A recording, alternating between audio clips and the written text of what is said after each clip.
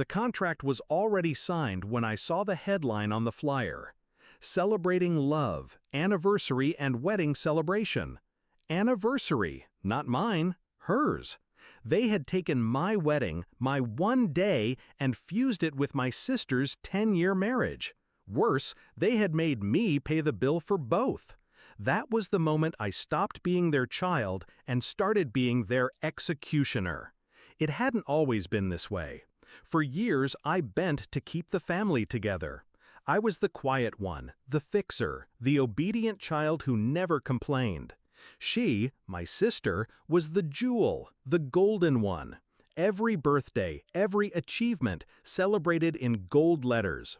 When she married, my parents emptied their savings to give her a cathedral wedding. I stood at the altar, bridesmaid in pastel, smiling as if the hollow in my chest wasn't real. And when it was finally my turn, I thought, maybe it would be different. My fiancé and I saved for years. We dreamed of a quiet, elegant wedding, a day that belonged to us. But the moment my parents got involved, the ground shifted. Subtle at first, "Oh, your sister should renew her vows that day. It'll be fun, a family celebration." Then firmer, "We already told the guests it's a joint event. Imagine how much cheaper it will be." Cheaper. For them, not for me. The invoice told the truth. The venue, the flowers, the catering, all billed to me. Both events, one stage. And still, they expected me to smile. I didn't break, I didn't scream, I planned. I let them sign that contract with my name at the bottom.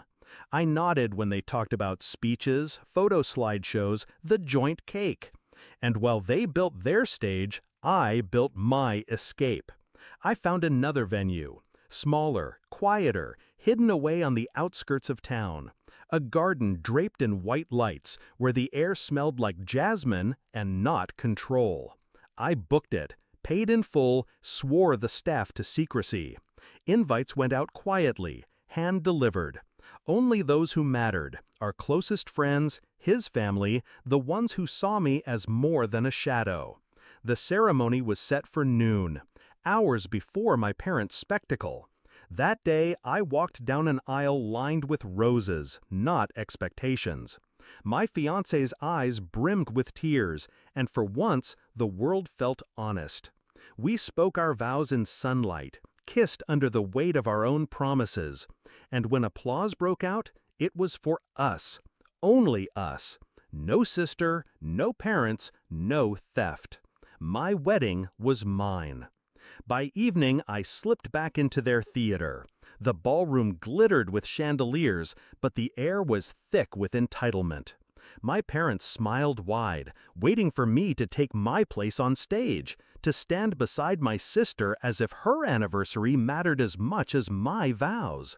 I didn't. I stood in the crowd, champagne in hand, and watched. The slideshow came first, her wedding photos, her children, her vacations. Guests applauded politely. Then the DJ announced, "And now, the bride and groom." All eyes turned, but we didn't move. I let the silence stretch, delicious and suffocating. Guests glanced at each other, whispers crawling like vines through the room. Finally, my mother hissed across the table, "What are you doing? Get up there!" I met her eyes and said the words I'd been saving for years. I already had my wedding today. You weren't invited. The color drained from her face. My father's jaw clenched.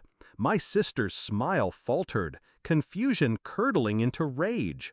The whispers turned sharp. Guests leaned in, hungry. "Wait, what? She already got married? When?" I took a slow sip of champagne, letting them choke on the truth.